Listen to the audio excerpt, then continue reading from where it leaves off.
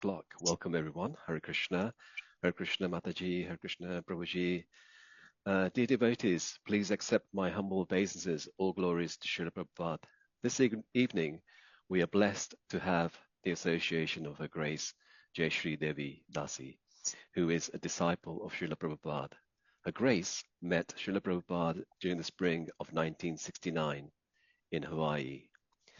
Barely 20 years old, searching for God, her prayers were answered when she spotted a handwritten note on a bakery window inviting her to a sangha entitled Chant While You Can.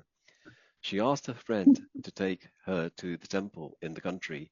Greeted by Srila Prabhupada, they listened to him explaining so many things she had always wondered about and found the answers to those deep questions without even having to ask. A couple of months later, she received her first initiation and was serving at the temple.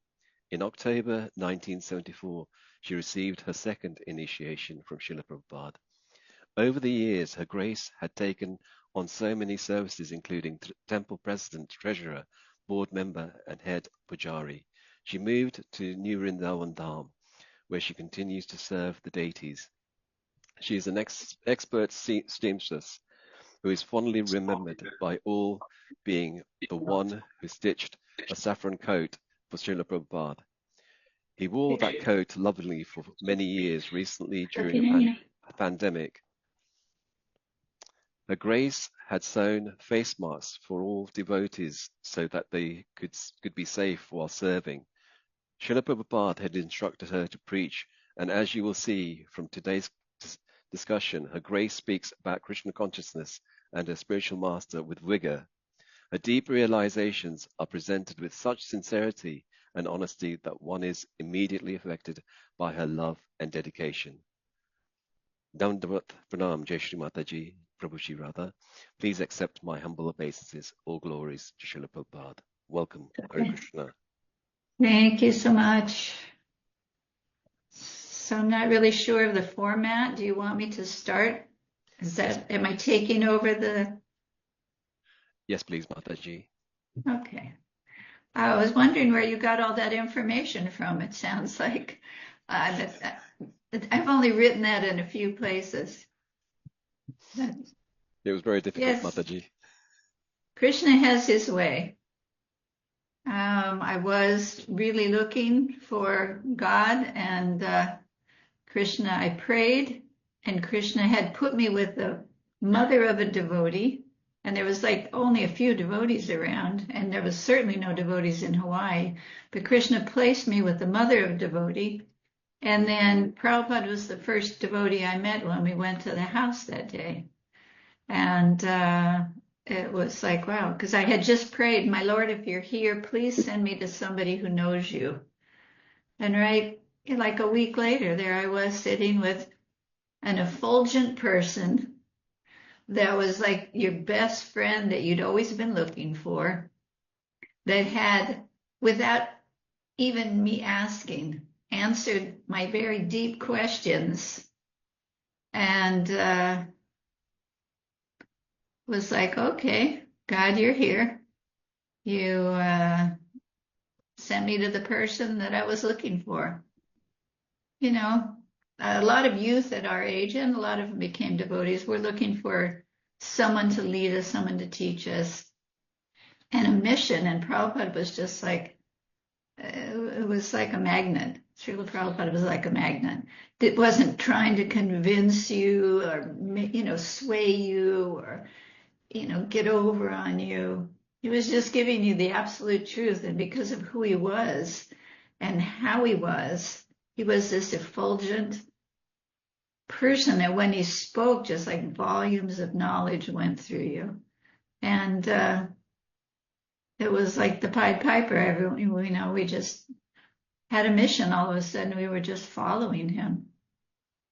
So I'm trying to change my screen so I don't see just me.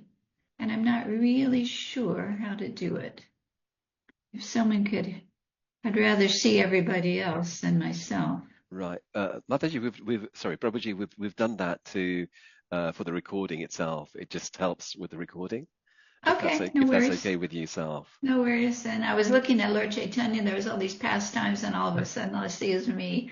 I don't even see the other participants. I thought, oh, that's not so good. If you actually go onto the participants list, you'll actually see them. There's something called participants on the bottom, Yeah, and you I will see see. everyone on there. Okay. Anyway, all right, so on we go. So sorry to get involved in this so last minute. Malati was stressed when I talked to her because she had two things scheduled at the same time. And she said, I know, you do it. And I said, well, okay. So deepening our connection with Srila Prabhupada. Mate, go sit it back. Raise one of them. No, no, leave it, leave it. Just go sit it back. Because drying up. Oops. Okay, then you can just put them in the dishwasher. Is that someone who's not muted? Can you hear me? Yes. Can you hear? Can you hear me? Yes. Oh, okay. Yes, yes. All right. All I could hear was someone talking. All right. So I'm going to read some of this because I thought it would be the easiest thing. Deepening our connection with Srila Prabhupada it's only to our advantage, obviously. It helps us understand the personality of Servitor Godhead and drink more deeply the message and direction he's given. It helps cement a deeper foundation that keeps us stable in the tornado-like winds of Kali Yuga and helps us keep our footing for the long haul. It's not a party, Sankirtan party, yes, but it's not like Prabhupada would say sometimes, it's not like you're doing it for some kind of prestige, or you're actually doing it to connect with the personality of Godhead and for the long haul, for this life, for eternity, basically. So we want to be really stable in our connection. And Srila Prabhupada is the founder Acharya. He's referred to the founder Acharya. Founder Acharya, he founded ISKCON, and he's considered the spiritual teacher and leader, teaching by his example and establishing the movement's principles. When Prabhupada came, there was nothing. When we started, there was nothing. There was no books. There was no temples, basically. There was certainly no deities. There was just a handful of very raw, young, enthusiastic devotees. And Prabhupada started building a house in which everyone could live. He started writing more. We had Back to Godhead magazines, a few, in the beginning. And things started to build. So we learned on the go. Prabhupada was teaching us all the basics, the very basics, how to eat, how to cook, what to wear, what to do to establish a relationship with the personality of Godhead. It was wonderful. It was fun, but we were certainly not in what we have now as ISKCON. You walk in the door, there's a fantastic temple, there's elaborate deity worship, there's millions of books, devotees, all kinds of things set up. We had Srila Prabhupada, and he put a foundation down that's beyond what most, if not all, other personalities could do. When we go to ISKCON now, we have a choice. There's so many gurus, there's different books and angles of vision. Someone's more into the scientific, someone's more into the pastimes of Vrindavan. But to go into a world that is totally void, almost, of God consciousness, and to establish the base of a spiritual culture that enlivens and enlightens the souls and uplifts them. It says that a personality of that caliber is extremely rare, and his calling attracts the fallen souls. So Srila Prabhupada was not just a guru. Prabhupada was an acharya, a founder acharya, who was able to wake up and kickstart other great souls. So we were like a dog with their master, with the master. Prabhupada said, okay, why don't we open a temple here? People, okay, with nothing, absolutely nothing. Tulsi Das, who built the Durban temple, told me one day how they started the temple. I don't know if it was Denver or in Los Angeles. He was one of the beginning temple presidents in Los Angeles also. They had nothing. I think he said they hitchhiked there. And they got this old car, and then they had no, how do you make money? There was no one was doing business. So I don't know what they figured out, but they figured something out. And they started making a little bit of money, and then they got a place, they rented a place. It was very grassroots. Srila Prabhupada is referred to as the commander-in-chief. Pradhana Sanapati. Because according to ISKCON, he was prophesied to appear as a powerful Sankirtan leader to spread Lord Chaitanya's teachings worldwide, fulfilling a prophecy that a Sanapati, a commander, would appear to establish this mission. So, although others are gurus and even pure devotees, Srila Prabhupada has a very specific mission, and to deepen that connection with him, like he would tell us to deepen our connection with Bhakti Siddhanta Maharaj, Bhakti Vinod Thakur. He called them our grandfather and our great-grandfather. So because of who Prabhupada is and what he did, it's advantageous. So it says that Srila Prabhupada is the preeminent representative of Krishna and the previous acharyas for the modern world, preeminent guru of ISKCON for the present and future generations. Preeminent means surpassing all others, very distinguished in some way, or having paramount rank, dignity, or importance. Someone who's outstanding or supreme. So Prabhupada was not just another guru in ISKCON. Prabhupada had a very specific and more potent position, who he was. So to go on with our wonderful ISKCON and the great souls that are teaching and that are gurus and that are leading us and the movement in a generally wonderful direction. This is our good fortune, but to not forget who Prabhupada was. One time many years ago in Detroit, there was a devotee who was initiated by another guru within our movement way back in the beginning. And for some odd reason, he had this argument with me in the kitchen. And he was saying, my guru is the same as Prabhupada. I don't have to listen to. It's like, I don't think you know what you're talking about exactly. And sure enough, some years later, his spiritual master had great difficulties.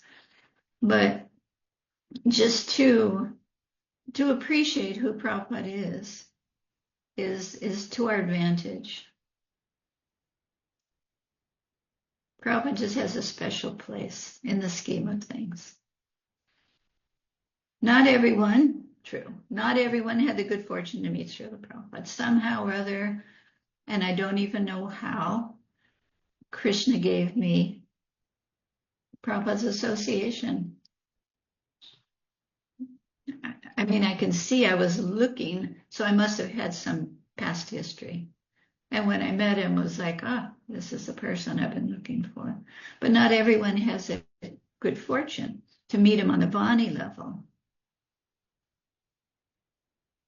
But, I mean, I'm sorry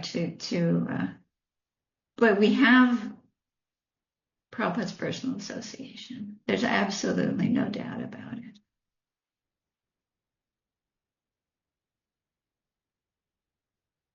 He is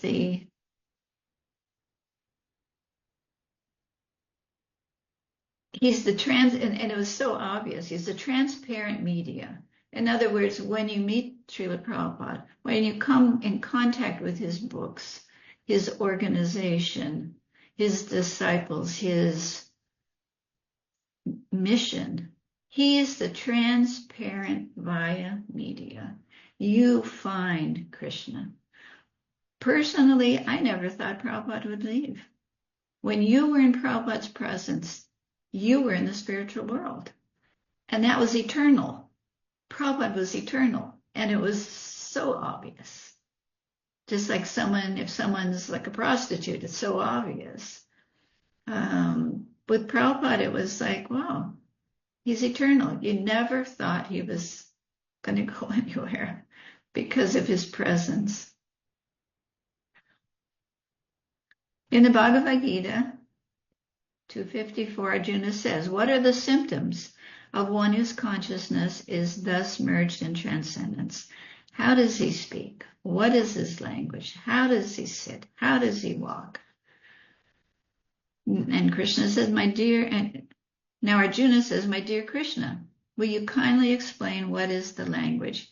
How a person who is already in transcendence speaks. How do they act? How do they live? How do they move? So we see Prabhupada was that type of person. He was a transcendental person. He gave a perfect example. Who could find fault with Srila Prabhupada? The way he did even the smallest things. Drank water, ate, was so clean. His preaching, who on earth could preach like Prabhupada did? The depth of his knowledge and the previous acharyas, and it was like, it's just extraordinary. And then to write it all down and stay up all night, every night, and then push to get books done and start a printing press. And the books are just studied. They're just huge. And then they lead us to other teachers within our sampradaya.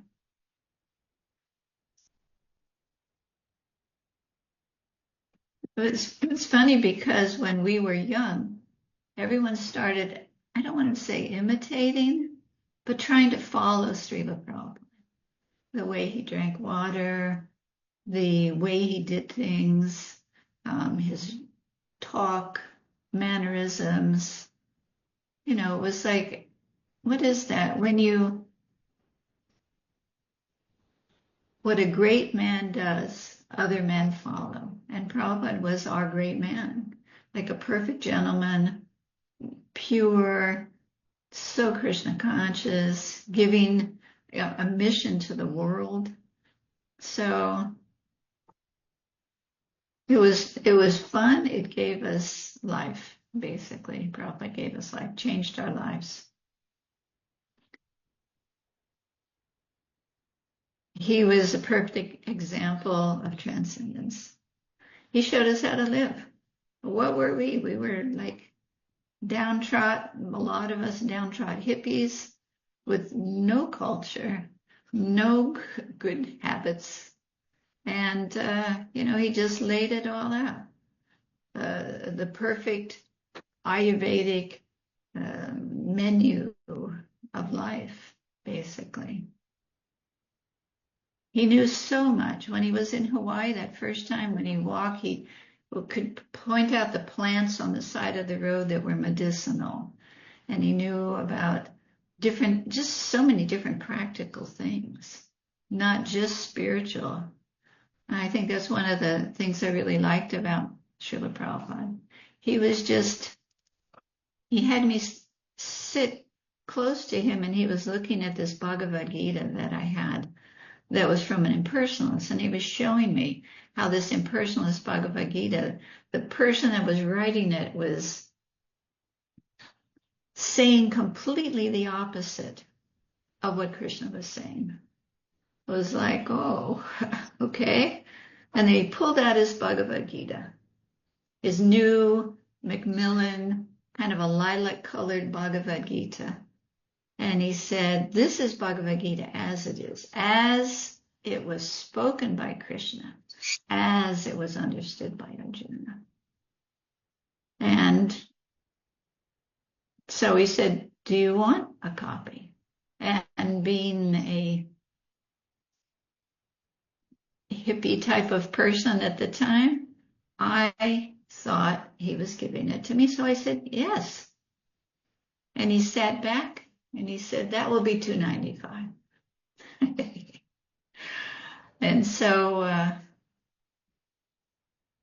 bought 3 of them and I gave a couple away. But when Prabhupada said something, it's like the knowledge, so much knowledge went through you. When he said that it would be $2.95, I was thinking, just like a wash in my brain.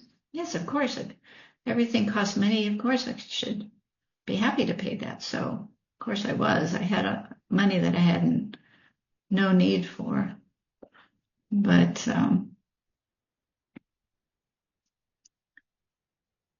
yeah, special mercy somehow or other. So how do we deepen our relationship with Srila Prabhupada when he's not here? It's, I meet so many people that say, I wish I had met Srila Prabhupada. And it's true. There was really something magical and special about being part of Prabhupada's dancing white elephants. To be a pioneer in those days was so exciting. It was like you didn't care for anything. I was from not a wealthy family, but certainly a well-to-do family. We had a house overlooking the ocean. We had a new Cadillac every year. I drove a sports car when I was young, not lacking in anything. But then I was just thinking yesterday, everything I owned was in a box this big. We had nothing, but you didn't really think about it. You didn't think, oh boy, I sure wish I had this new cell phone and this cool car, this kind of car and this kind of house. It's like, okay, what are we doing next? The letters that came from Prabhupada. It's like we'd all sit around. It was like, yes, okay, this is what we're doing now. It was just so exciting. So how do you deepen your relationship when Prabhupada's gone? All right. The Srimad Bhagavatam in Prabhupada's dedication, he dedicates it to Bhaktisiddhanta Maharaj. He says, Bhaktisiddhanta Saraswati Thakur Goswami Maharaj, my spiritual master, on the 26th annual ceremony of his disappearance day. And then he says he lives forever by his divine instructions. And the follower lives with him. So it's pretty simple. We just become a follower, right? And then you live with Srila Prabhupada. We become followers of the teachings, right? We have the books. There's books, and then there's books about Prabhupada, about so many different things of teachings of the Goswamis. We have so many great people in our movement, so many wonderful writers, and so many doors. Prabhupada opened the first door, and these other devotees have come along and opened more doors. It's actually quite an exciting time.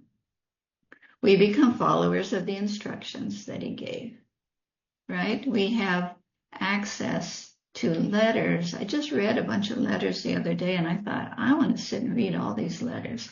There's so much instruction. You can't, for me anyway, you can't pick them apart. Oh, in this sentence, Prabhupada says this, so this is it for everyone all the time. Got to be a little careful when you read the letters, who they were written to, the time they were written, but in general. So we have the books, we have the letters, we have Prabhupada's mission, right? We have ISKCON is Prabhupada's mission. I have something that I wrote down. Prabhupada said, I was listening to, watch a room conversation. He said, I am ISKCON. What is the wrong there? Because I have created this, therefore I can say ISKCON means I am ISKCON. And I know that Prabhupada had said that before. So we're in Kali Yuga, right? We're in the material world. We're a bunch of conditioned souls. So are there going to be all kinds of things within ISKCON? Yeah. But the base, ISKCON, that Prabhupada set up is Prabhupada. So we have that connection there. Right? So we have his followers. There's so many wonderful books, so many devotees of Prabhupada disciples that had Prabhupada's personal association, just a wealth of vision of Prabhupada, the person. You can read the books, you have the guru, you have the charya, you have the teaching. That's one level. You hear from the disciples of Prabhupada or anyone who had Prabhupada's personal association, you get the person, the humorous, sweet, kind. I mean, who was I? I was just some hippie girl. And when Prabhupada was showing me the Bhagavad Gita, after he finished, he looked at me and he said, do you like me? And I just laughed. I said, yes, I just love you. It's like, okay, that was quite cool. It just showed that he was not just one-sided, basically. All right, so we have his books, we have his mission, we have the devotees, we have his letters, we have all the videos where you can see Prabhupada doing things.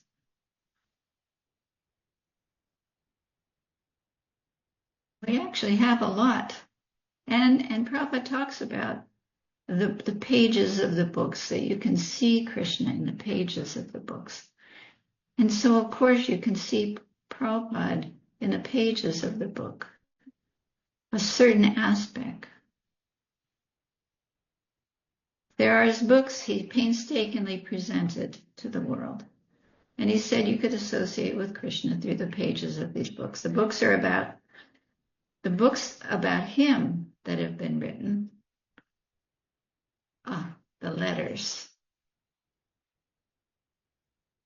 If you read the letters, you get his personality, his care. He always, my dear, like so-and-so, our dear daughter, so-and-so. And he'd always sign it, your ever well-wisher. Hope this meets you in good health. I realized when I went on and got older, how much Prabhupada took care of his health. His example there is just easy to miss, but very exemplary. He ate the same basic foods, very Ayurvedic. He got an oil massage every day, Abhyanga. He walked. He drank clean water. Just so much in his life that we can follow. Let's see, lectures, Prabhupada's lectures, whether they're video or audio. And that's what I used to listen to all the time. We had cassette tapes, and there were, quite a few of them. So you just turn on the cassette tape and you listen while you're taking care of your children or cooking, or in the temple dressing the deities, you're listening to lectures, you're associating with Srila Prabhupada. I know one thing that I really appreciated was Prabhupada's journal when he was traveling to America, his diary. It really length in it, and he was going through a lot of difficulty with the seasickness and then the heart attacks. The pages are empty for a few days, and then he starts writing again when he had the heart attacks. And then what does he do when he enters into the Boston Harbor? He starts writing these there's beautiful poems that Prabhupada wrote, prayers, the Jaladuta prayers, I believe they're called. Krishna, why have you brought me to this place? The people here, nobody knows you as Krishna. How are they going to understand what the habits that they have? Just such pure consciousness. And there he is, an elderly man, 70, alone, coming to a foreign country with nothing. He had nothing. He had nothing. Can you imagine going to anywhere, to London from America with absolutely nothing? No credit card, no phone, no contacts, no money in your pocket. Oh, at 70? I mean, I don't know how many of you are over 70, but take it from me. It's an unusual time. What do they say? The old age is not for sissies. It's a fact. You got to be really tough to be old. But Prabhupada, I mean, he was a commander in chief. He was coming to America with absolutely nothing. His books and his mission. He's just amazing, Prabhupada. We have room conversations, which are really a whole other picture of Prabhupada's teachings, his morning walk conversations. I mean, really, to deepen that relationship with Prabhupada through these means is very advantageous. Definitely worth the time. What I have. Yeah, his journal was very cool. Okay, by observing the nature of how he set up ISKCON, we can see his care for humanity, his compassion, and the depth of his mercy by setting up an organization that feeds the world, both spiritually and materially. ISKCON is one of the top vegetarian food distributions in the world. The last time I read, it started with midday meals in Mumbai. But, I mean, there's been food for life for years. Definitely. That is an amazing service that some people have done. But also right now, from what I understand, the Chowpatty Temple started the midday meals, and now with the help of the Indian government, they're feeding 1.5 million students every day. And Prabhupada, when they first were in Mumbai, in Mayapur, there was a hut, a grass hut. They were living in tents. Malati tells the story. She had a tent. She was cooking for Prabhupada. She had to fight with the treasurer to get something, some money. And then she'd have to fight with a rickshaw person to take her to the boat, to take her over to Navadvip. She'd have to fight with the boatman. She'd have to fight with the vegetable walla, and then go back, and then Prabhupada would criticize what she had done, what she had made. But during those days, they were eating off of the banana leaves, or they didn't have the fancy plates that we have now made out of leaves. And the children in the area were scrambling and fighting with the dogs to get the remnants of those plates to have something to eat. And it appears that Prabhupada was very unhappy. And he said nobody should go hungry within, I think it's a 100-mile radius of the Mayapur temple. And I remember also years ago, he said he wrote a letter, I don't know if it was to Gorsinder, I was in Hawaii at the time, that the temple should have enough food for at least 10 people, besides the local devotees, so that they could get a plate of prasadam.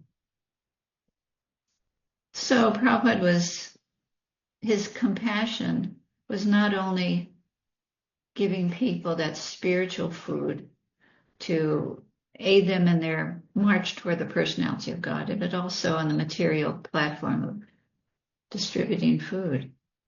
He wanted there to be no hunger in our situation, although he himself went hungry trying to start this movement. He says that old beautiful saying, he built a house in which the whole world can live. Everyone, anyone, now you have to pass like a legal background check. But back in the day, anyone could move into the temple. So, I mean, he would invite people, just come and live with us. Of course, you have to follow the rules. You have to be part of the mission. You have to live a certain lifestyle. But that's pretty cool.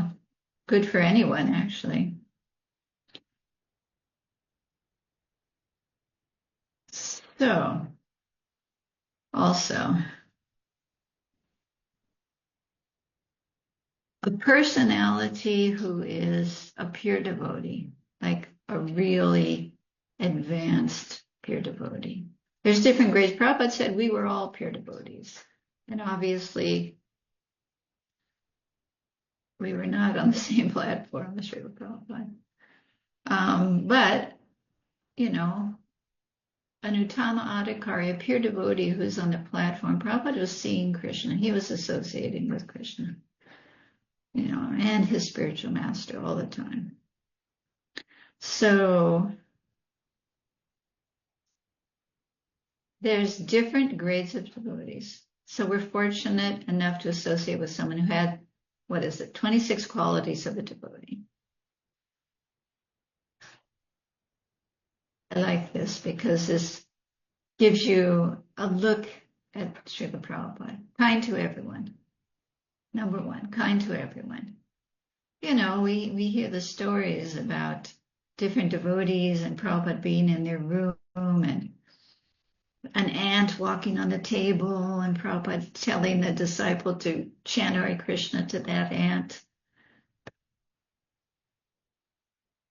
I heard the story Prabhupada there was a bug and Prabhupada took it to the window and put it outside. Someone who's kind to everyone is kind to the least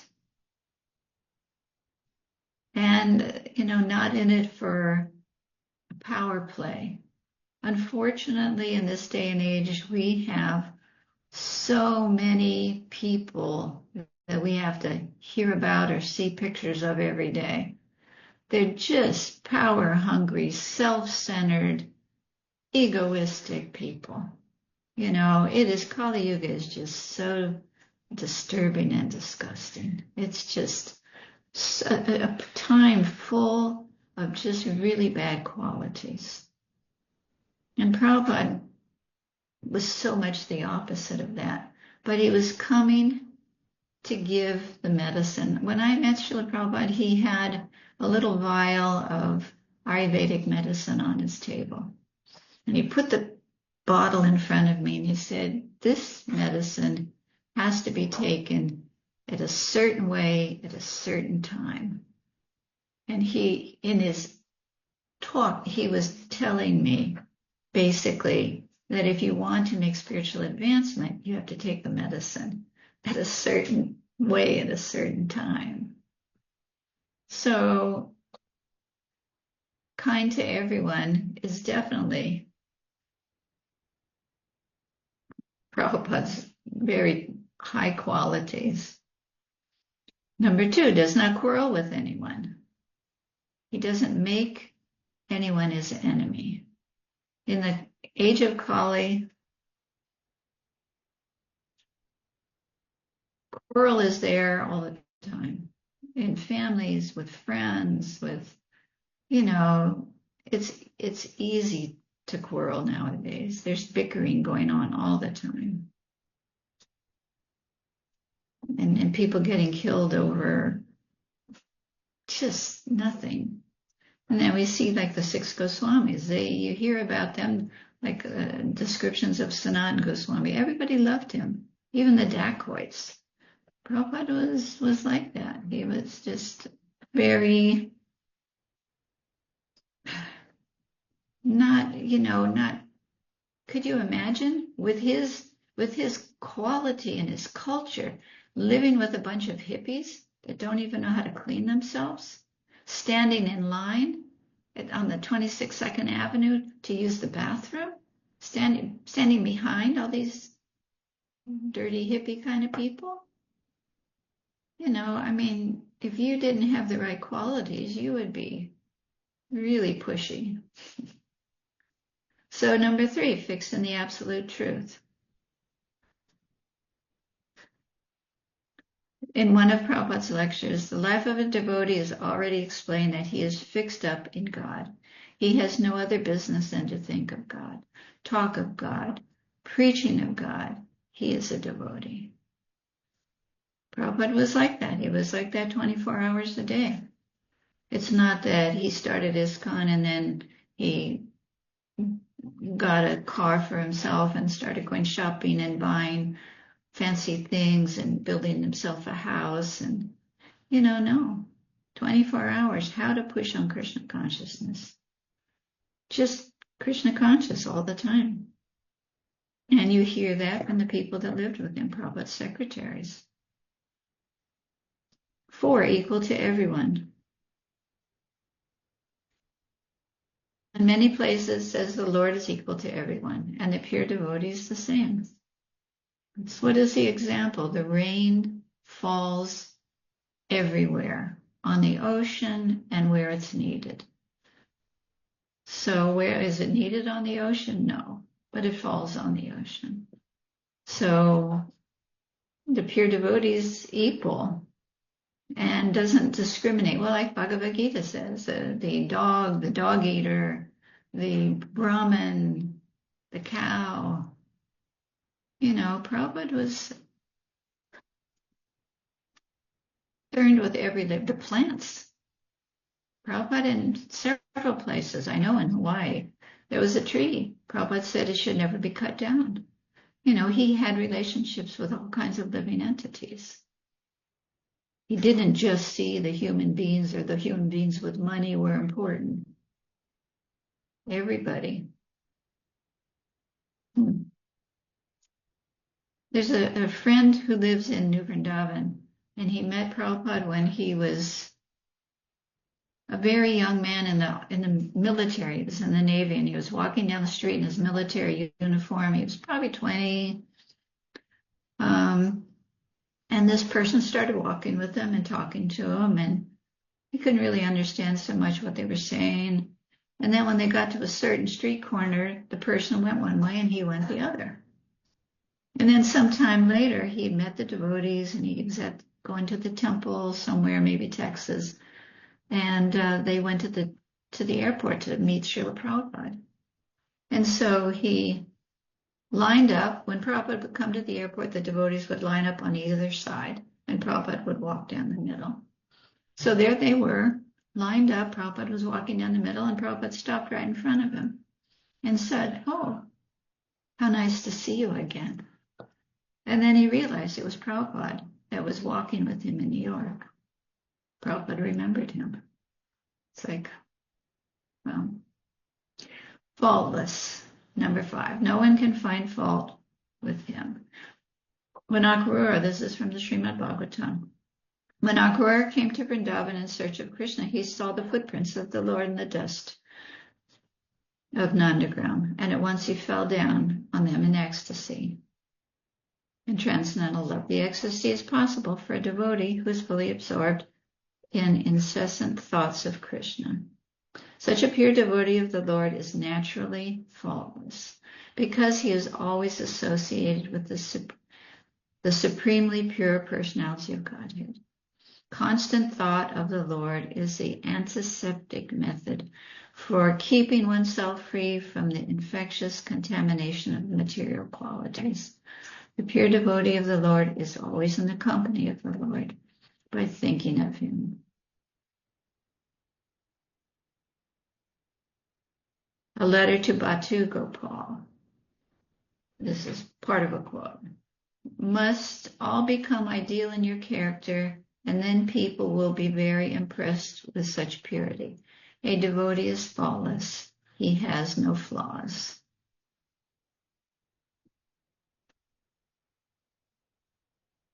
Prabhupada was just such a good example. Charitable, number 6. Magnanimous, big-hearted, selfless. Prabhupada was charitable. He gave the world a transcendental knowledge. He didn't ask for anything. Prabhupada didn't get a salary. He wasn't looking for anything for himself. You know, we know the stories that devotees, someone gave Prabhupada a Rolex watch, probably a gold Rolex watch. And at that time, maybe it wasn't worth all that much. Maybe it was just a few $100s. But then someone would come along with a Seiko watch, and he would take off the gold Rolex watch, give it to them, and put on the Seiko. It's like he wasn't concerned about gain for himself on that platform. So why do we want to deepen a relationship with somebody like that? I mean, you look around at all the people that you meet in your life. How many people have these qualities? How many people? I mean, we know we're not these bodies. We know these families are temporary. We know the friends are temporary. We know our position. Everything we have is temporary. So when we see that generally all the people around us have all kinds of faults and flaws and pride and ego, and then we can find a person who doesn't have all these things and has the association of the Lord. That's the kind of person we want to associate with, right? For our own benefit. Of course, we're going to take care of our families, and we're going to, but in order to not be big mudhas ourselves, and with our demoniac natures, we want to get rid of all that so we can take good care of our families and our associates and be a better person and help this world change. My God, this world is such a mess. Look at it. There's so much danger, so much hatred, so much discrimination. Just, it's such a degraded time. So that if we can change ourselves by associating and deepening a relationship with someone who is a pure devotee, then we become like a little lizard that changes color. We can change ourselves. And Prabhupada is, right there. We have that mercy.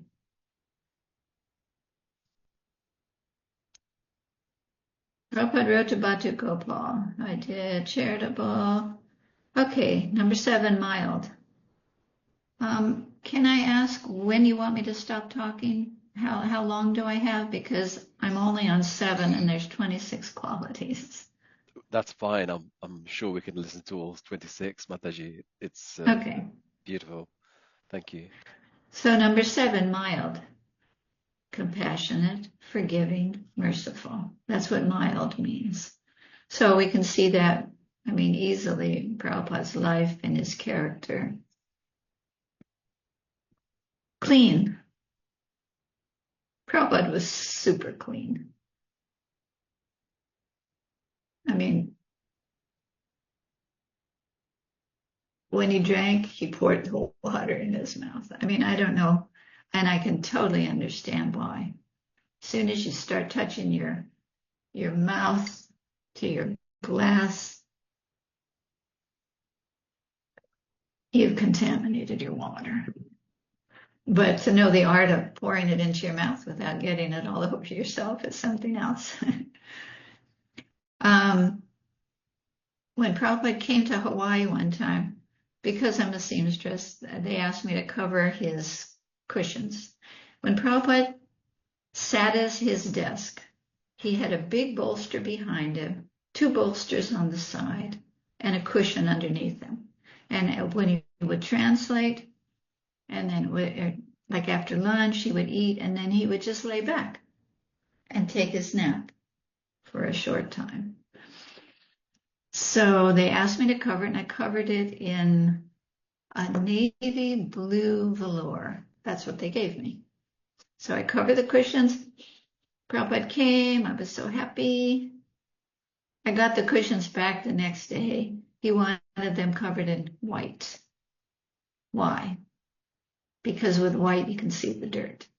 And then you wash it. When in Detroit, when Prabhupada was there, they had them. We lived in the Fisher Mansion. I was one of the devotees that moved from the, what was the street? Anyway, there was, the one temple was very small and simple. We moved into the mansion, the Fisher Mansion. I mean, it's an incredible building. And Prabhupada had this big bedroom that had probably been the Fisher's bedroom with a whole different area for the bed and the huge bathroom, beautiful, expensive carpets. And Prabhupada came and he sat there and he said, I want the carpets covered. I said, carpets are dirty. I want the carpets covered with white sheets. I mean, everyone uses rugs. We don't think about it. You vacuum. But really, try putting a white sheet over your rug and see how dirty it gets just in 1 week. You could see Prabhupada's reasoning. Simple. Simple means he's without possession. Srila Prabhupada started with nothing, and he stayed that way. Prabhupada didn't accumulate anything.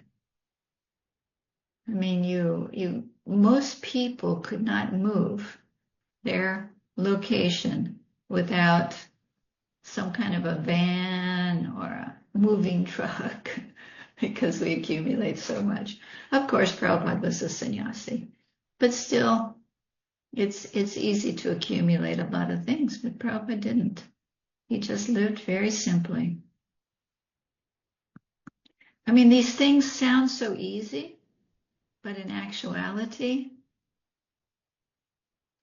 they're not that easy. Benevolent. Benevolent means kind, warm-hearted, caring. And that's, one of the things I saw about Prabhupada when I met him. Just very warm-hearted. It's like meeting your best friend that you've been looking for. Just so personal and like more human than people are used to. Peaceful. Prabhupada had his commander side. There's no doubt about that. I was just watching the 50th Jubilee in Vrindavan hearing when Prabhupada was building the Vrindavan temple. There was a commander for sure.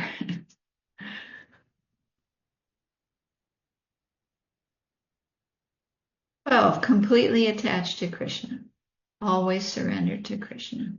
Srila Prabhupada, throughout his life, he showed these qualities. The amount of dedication that Prabhupada had. What was he doing it for? Starting temples. Now we just wow, look at the temples that we have.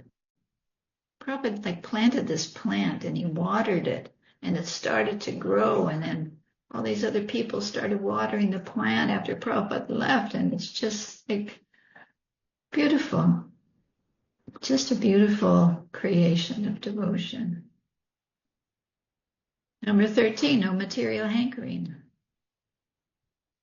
Yeah, pretty self-explanatory. Prabhupada wasn't hankering after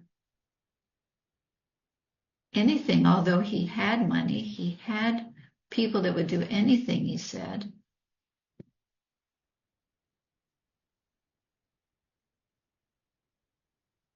The wrong person with that position would really dive deep into material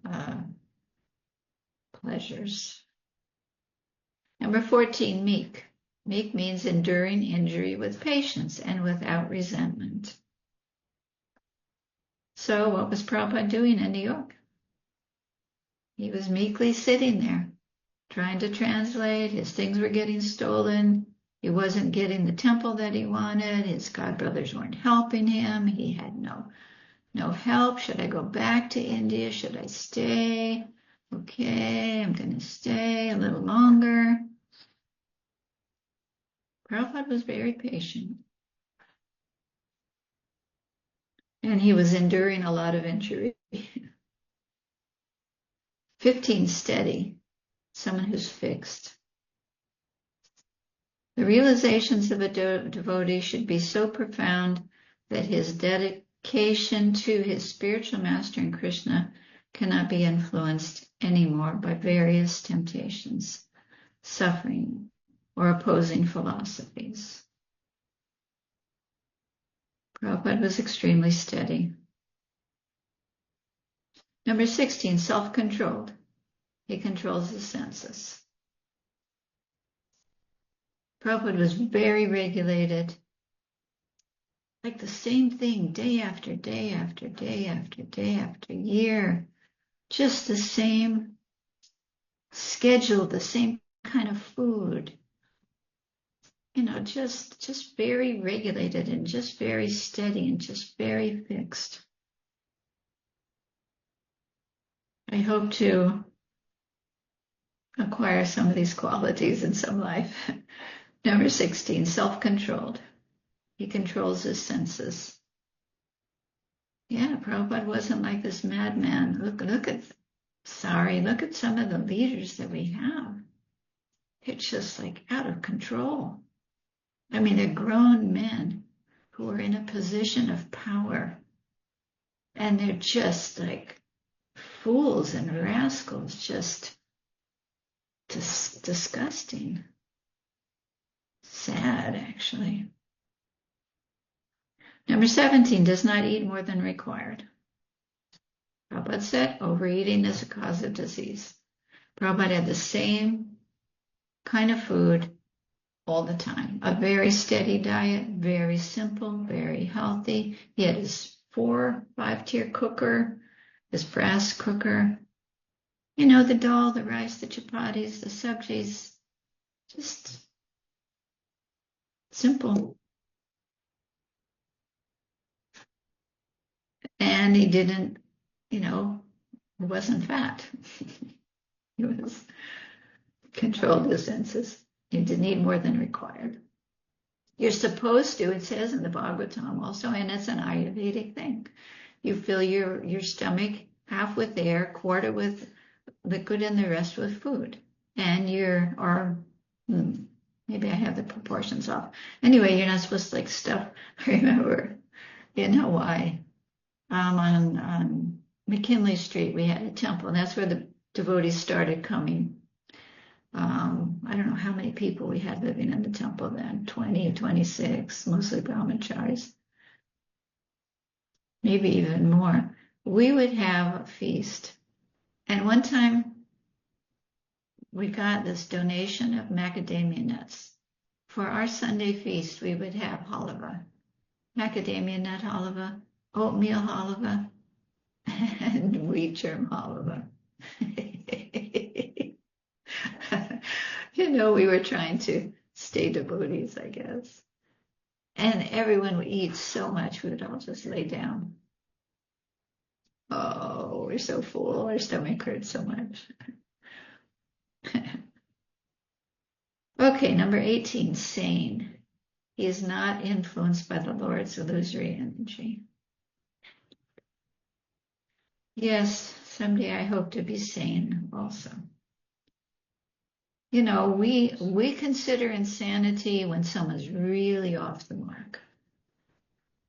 But someone who is a pure devotee that sees all the mental situations we get into and all the happiness and distress and attachments and fear and worry about this. And I mean, they would consider us, I don't want to say insane exactly, but compared to what a sane position is, where we still have a ways to go.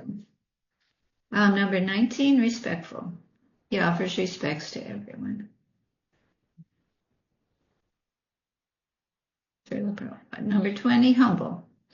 He does not desire any respect for himself. And we see that.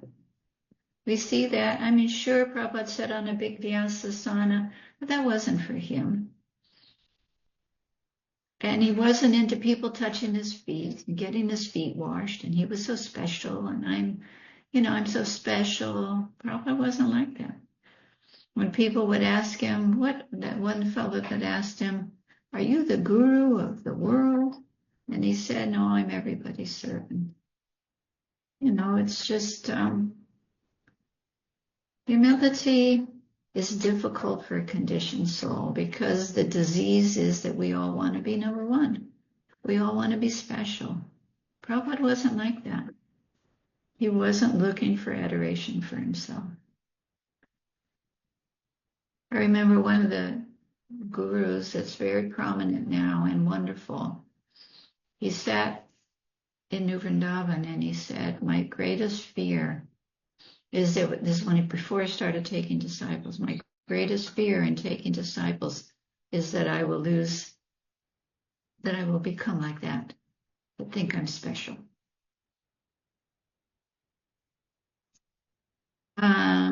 Grave, 21, grave means serious. Prabhupada was always serious.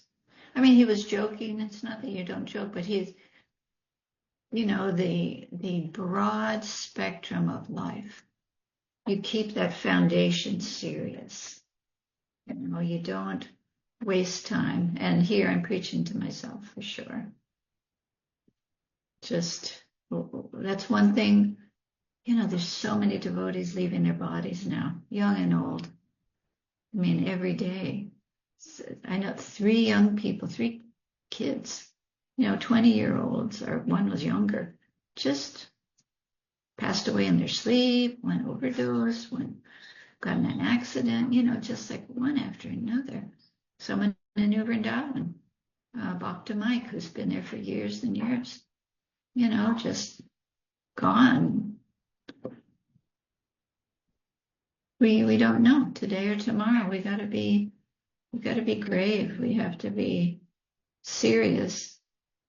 We keep it in the forefront. Prabhupada used to say to know about keeping death in mind because it makes you serious to not waste time. Compassionate. Of course, Prabhupada was, compassionate. That was his whole life. Friendly. Prabhupada was very friendly. Very friendly to everybody. And even after he became a very prominent person, he was still very friendly to everyone. Not like, oh, I'm this big man now. Look, I've got all these disciples. I'm so special. Number 24, poetic. Prabhupada's writings, his prayers that he wrote, he was very qualified, very poetic. He wrote very beautifully. Number 25, expert. Prabhupada was expert. Everything he did, he was expert at. His writing, his talking, his lectures, his dealing with disciples, his cooking, he was just expert. And 26 is silent. Pure devotee is only interested in talking about things that propagate Krishna consciousness. And that was Srila Prabhupada. Prabhupada in a nutshell. Okay, so in ending, we want to take advantage of what we have. We don't know what life is going to throw at us. We may become very sick. We may have material opportunities that are very attractive, that would take us on a different path. We want to be fixed, and to deepen our relationship with Srila Prabhupada is a good way to make our foundation solid. We have a life to live. We want to live it in such a way that we're always going in that direction. And Prabhupada's association can help us build a strong foundation for not just this life, but at least for this life. And once we have a strong foundation, then we can help others have a strong foundation. So, I think I'm done. Thank you so much, Prabhuji. That was so wonderful. If anyone wishes to ask a question, please raise your hand. If I can start off, if that's okay. I've got a couple, if that's fine. Oh, come on, please. Where there is one or two of the qualities that you mentioned, which one would you advise everyone in this class to take on? Which of the two qualities, or that you would say are the most important that I know they're all important, but which quality would you suggest? Of the 26 qualities? Of the 26 qualities, which one would everyone should accept, basically? That's what I was asking. Well, I mean, the basic principle is to always remember Krishna and never forget him, right? So to be fixed in our Krishna consciousness is probably a good starting point. I mean, it's not like we can say, oh, I'm going to be peaceful, I'm going to be kind to everyone, I'm going to be compassionate. We have to develop those qualities by being fixed in our Krishna consciousness and following the sadhana bhakti that we have, and helping our heart change by our activities. So, I mean, to do that, you have to always remember Krishna and never forget him. That's wonderful. Thank you. The other question, if I may, if there was one question that you could still ask Prabhupada, what would you ask him? What would I ask him?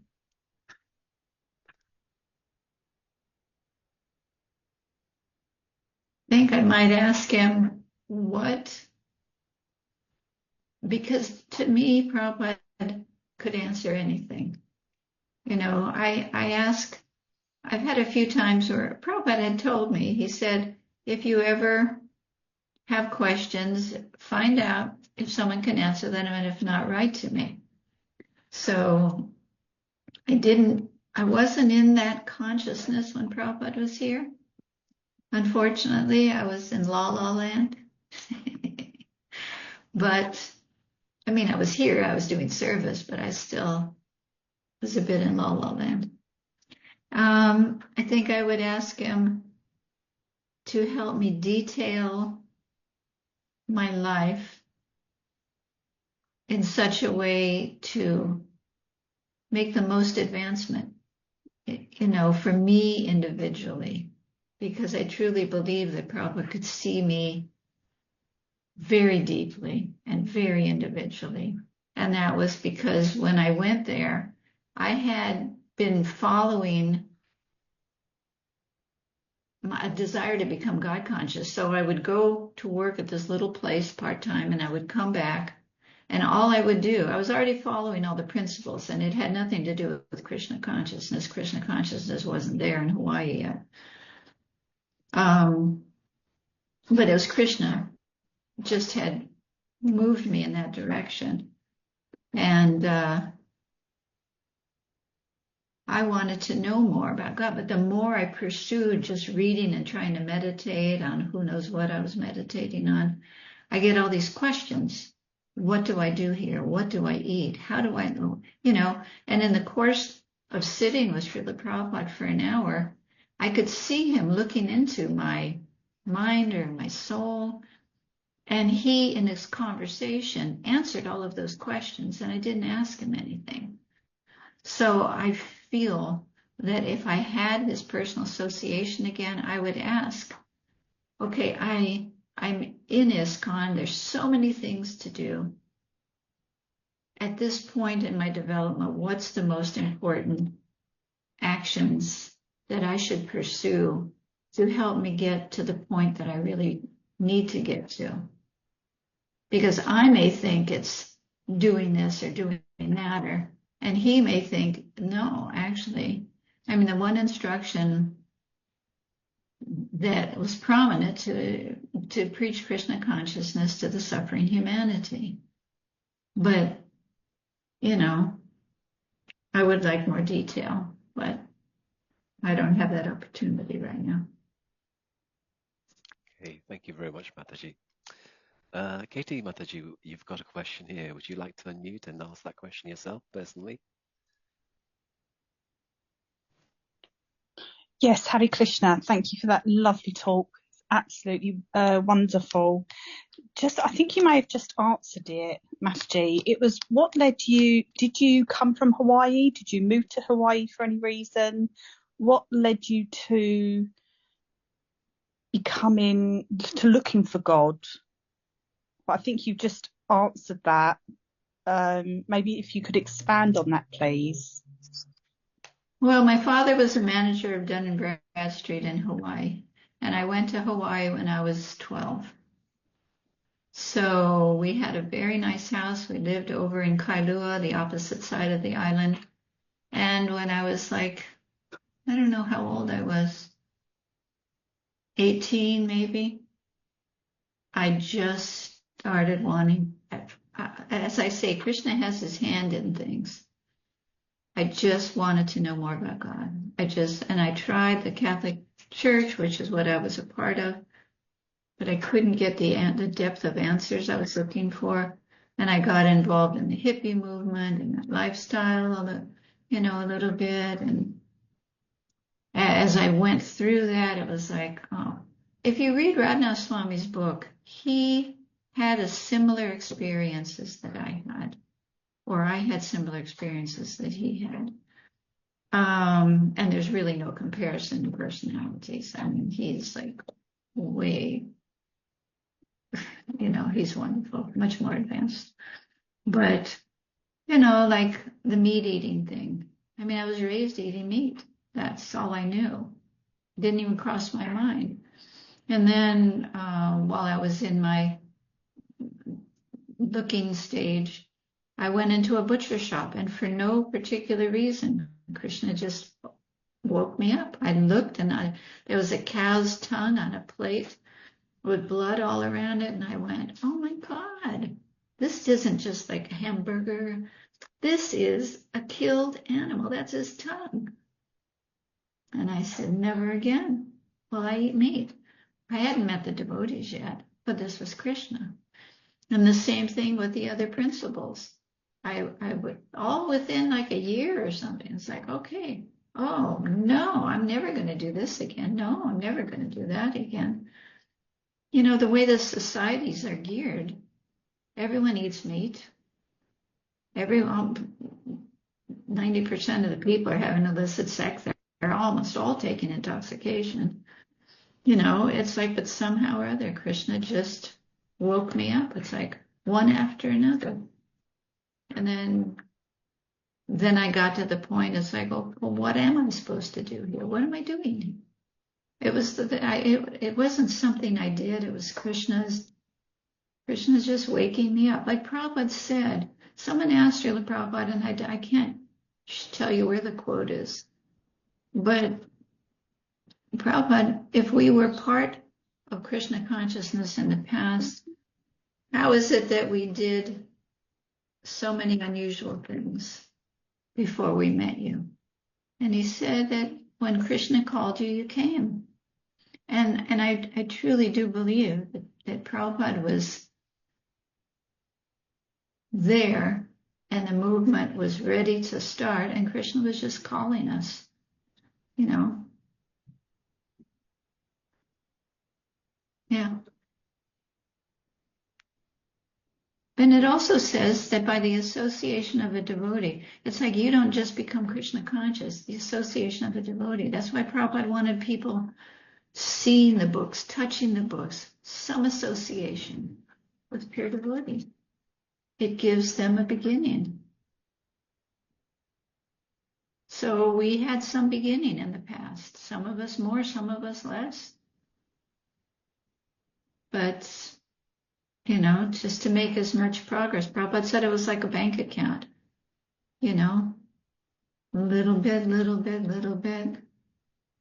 So we're just adding to our spiritual bank account.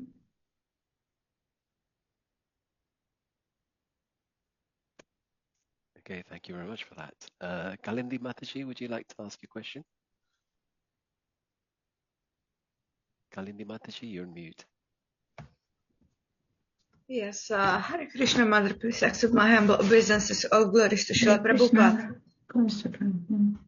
I would like to ask how to help to someone who in the past was vegetarian and had all these ideas like, oh, I'm saving the world by one animal at a time, but then kind of had the realization that I can't fight this alone and I don't know what to do. Whatever actions I perform, it has no impact whatsoever. So then the person decided, okay, let me just give up everything and live as the rest of the society lives. How to help or perhaps advise or motivate this kind of person who's been going through so much like this? Thank you. Well, I mean, I don't know. I don't know if you can. And we may not save the world by our vegetarian lifestyle, but certainly we're saving some animals, right? It doesn't matter to the people that don't care, don't have the vision, but it certainly matters to the animals that are getting killed. And it does have an impact. There's absolutely no doubt about it. And when we go, I do tours at the palace, which I love to do.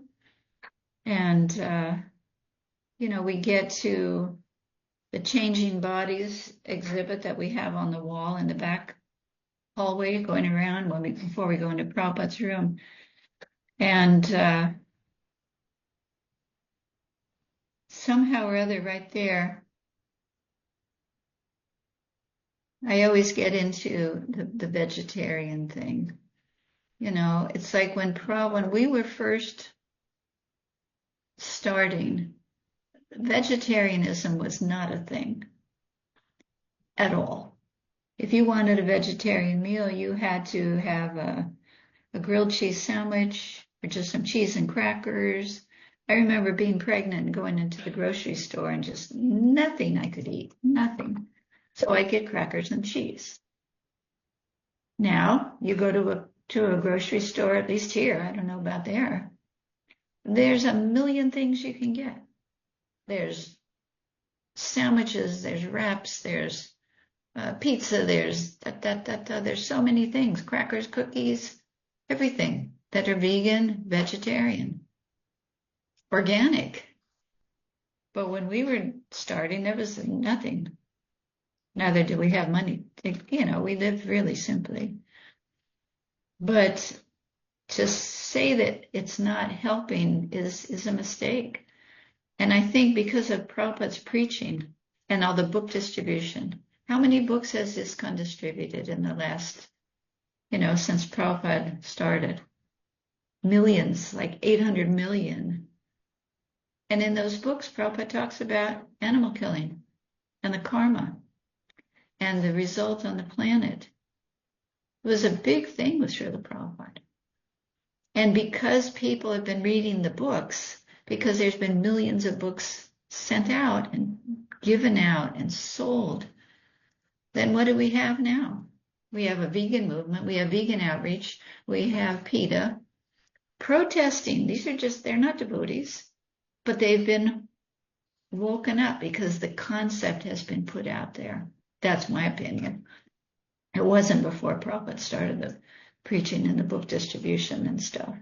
What changes, that's what I mean by charity. What changes the atmosphere of a society? Someone who's calling and whose presence can touch the soul and mind and heart of thousands of people. It's not a shallow movement. It's a very deep, penetrating movement. And once people get it in their brain, it's a flourishing movement. Vegetarianism is big. Why join the Hitlers of the world just because everybody else is? That's kind of cheesy.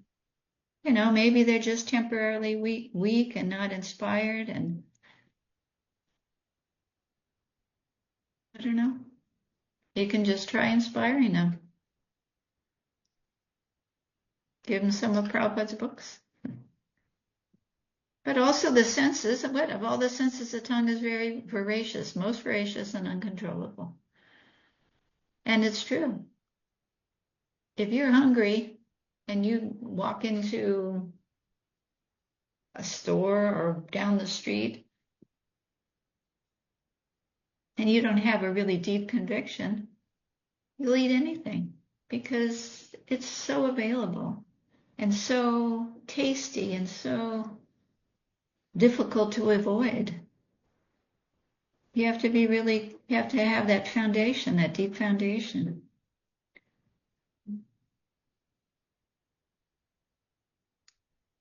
Okay, thank you very much, Mataji. Thank you very much, Mother.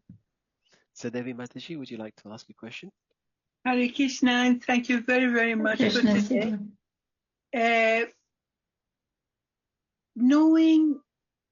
Being Srila Prabhupada's disciple and knowing him, would Prabhupada be pleased how things done within the movement today, or would he have done it differently? Well, I'm sure it's different than if Prabhupada was here. But at the same time, he asked that things go on in a certain way. And, it's easy to find fault and to see the things that aren't being done, what we would consider right, or what Prabhupada might have done himself. But, what can one do about that? To dwell on it, for me, I don't get involved in it, that end of things. I'm not blind, but at the same time, Prabhupada was dealing with conditioned souls, and he set things up in a certain way. So what can we do? I don't think we can change things unless you want to be involved on that level,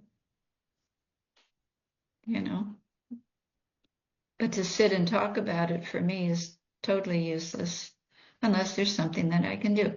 New Vrindavan went in a certain direction. Those that have been around a long time know how it fell apart and things were done improperly, for sure. And we didn't know if it would go on.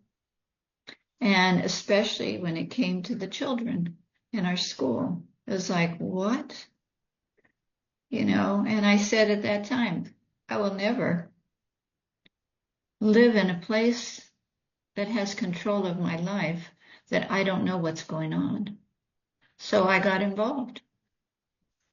I got involved deeply. I was a corporate officer for years. I just quit last year because of my own health. I was the temple president, the vice president, manager, in charge of the deities, the kitchen, the deity kitchen, the guest services, the restaurant. I wanted to know. I wanted things done from what I knew that Prabhupada wanted. And I didn't want any of this deviations and, not on my watch. So maybe you can get involved somewhere that would help. But I don't sit and talk about it to, make that a topic of conversation. I'd rather hear about Krishna and things that'll inspire people to distribute books or to preach or to,